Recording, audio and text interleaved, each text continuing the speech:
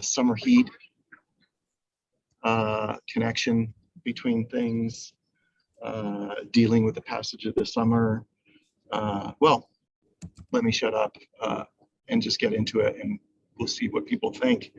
But the altercation is, I've been working with my daughter, who's going to college in the fall, to fill out her immunization form.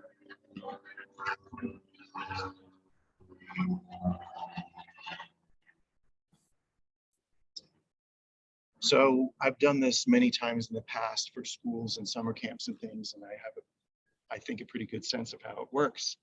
And Rebecca, my daughter, particularly when she's anxious, gets into a very sort of like rule-bound note, must go this way, this way, this way. And we got into an awful argument where I was saying, look, let's just get the email from the doctor, upload it, and if they have a problem with it, they'll let us know, but we should be fine. And she said, no, no, no, it won't work. They have to have this signed. We have to go to the doctor. We ended up going to the doctor. She still wasn't happy. I ended up leaving her behind at the doctor's office, just like, fine, you want to fix it, you're out of here. So really unpleasant situation. And it wasn't until this morning, with the help of my wife, that we were able to figure out one part of the form actually did require a signature, but it required us to fill out some information that the doctor didn't have before it could get signed. So Rebecca was right. Was she able to communicate this specifically needs to be filled out? No, she just said, it's wrong. No, it won't work. Was I able to read and understand what the form was asking? No, because I was too busy arguing with my daughter. So the theme is standing the heat in order to listen, or in order to be open to the experience. So got to get out into the field on a hot July night in order to see the fireflies, because watching them on a YouTube video just isn't the same. I have to be able to stand the heat of my daughter's anxiety and anger and everything else in order to hear what she's actually saying.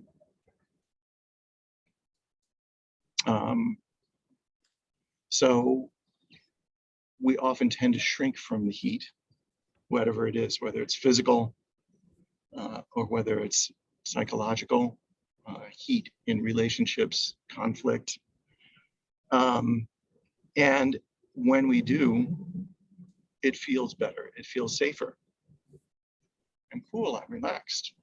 I have to go outside, or I'm not going to listen, so I don't have to deal with this anger.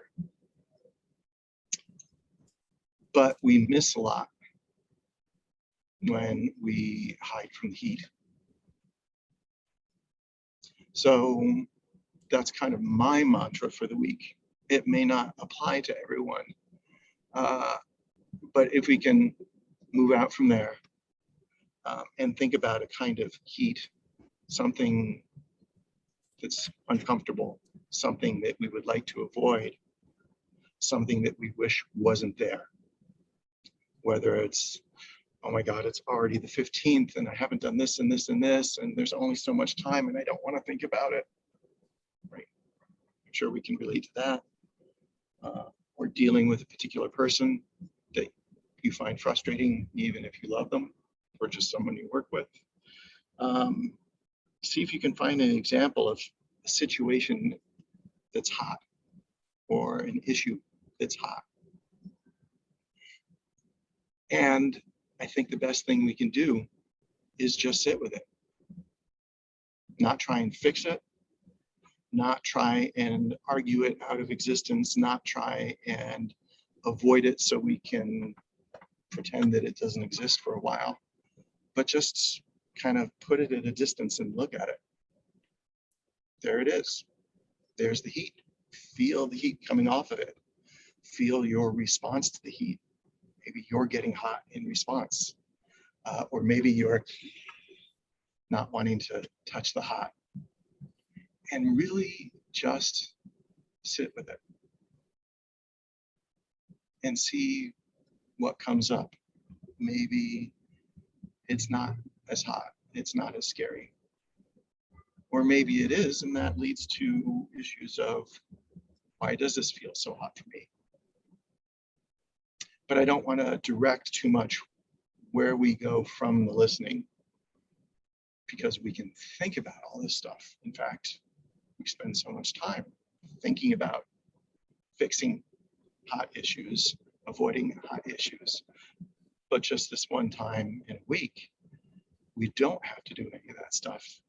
We can just sit with it. Whatever that heat is, that's what it is. So let's give that a try. I'll start the clock, and then we'll come back and talk about it.